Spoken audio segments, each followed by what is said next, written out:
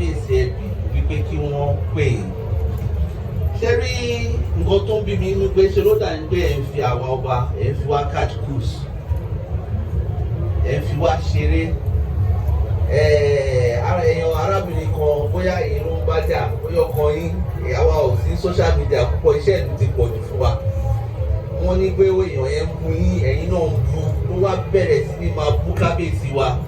I've known kábíyèsí ẹbí for almost 20 years. Am I exaggerating?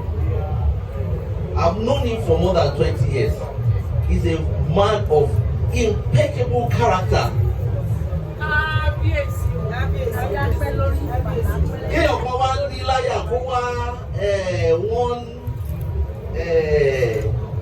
I don't know what adjective to use. Kéèyàn kan wá máa sọ pé kábíyèsí wa ó ní 419 ní, ó ń ṣe jìbìtì, ó ń ṣe money laundry, ó ń ṣe children trafficking.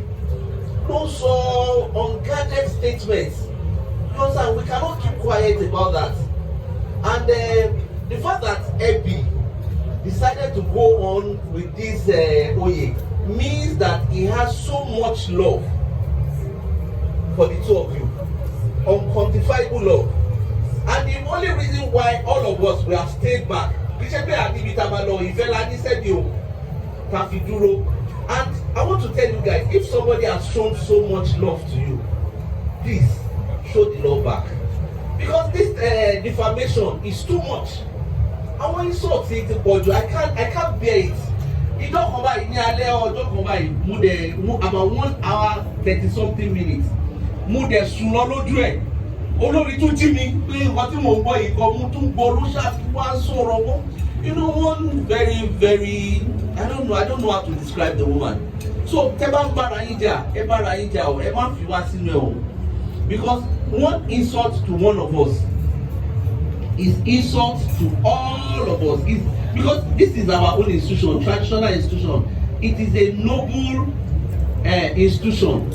And madam, ìyá olóyè wọn kì í gbé àǹtí olóyè, màmá olóyè, mo fẹ́ sọ ọ̀kan fún yín, tẹ́ bá dẹ̀ tí wàá gba oyè sí ẹ̀yin náà ẹ̀ ṣọ́ra yín. You have to put yourself, you have to carry yourself in such manner. Gbogbo ọ̀rọ̀ kọ́ lèèyàn fèsì sí.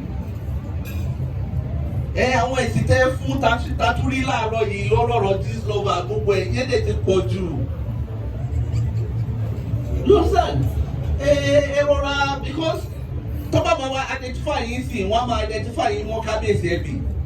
Àwọn èèyàn yédè tí wọ́n mọ̀ ẹgbẹ́ ti joyè mẹ́sì, so tọ́ba máa bú yín wọ́n máa bú ẹbí. Ẹ jọ̀ọ́, ó máa tábà wá náà. So ẹ jọ̀ọ́ nítorí Ọlọ́run mo fẹ́ bẹ̀ yín. Ẹ má joyè, a lot of people tọ́ba ti joyè tọ́ba ti joyè wọ́n á wá kẹ́yìn sílẹ̀. If this man has stood by you in this very perilous time, because for him it is easy for him to say ẹ jẹ́ ká sì dúró náà ká má joyè náà. But ó ní kábíyèsí ó lóun máa joyè, ó ní ẹbí. You go ahead, ó lóun máa go ahead, òun ò kẹ́ òun ò kí ṣolè, òun ò jalè, and we all know him. He is a man of impeccable character. And ẹwà wọ̀lá wọ́n ní tí ilé bá sọ ni. Wọ́n ní tí ilé bá sọ ní kọ́ àwọn ní ẹwà wọn kábíyèsí ìlànà. Ṣé ó jẹ́ tí à ń jẹ wọ́n ní Lizzy ti gbé owó ńlá wá fún owó náà dà ẹbí. So kì í ṣe títorí owó náà ṣe fún yín lóye o. Kì í ṣe títorí owó. Ó ń sọ nípa relationship tóun ti ní pẹ̀lú Alhaji.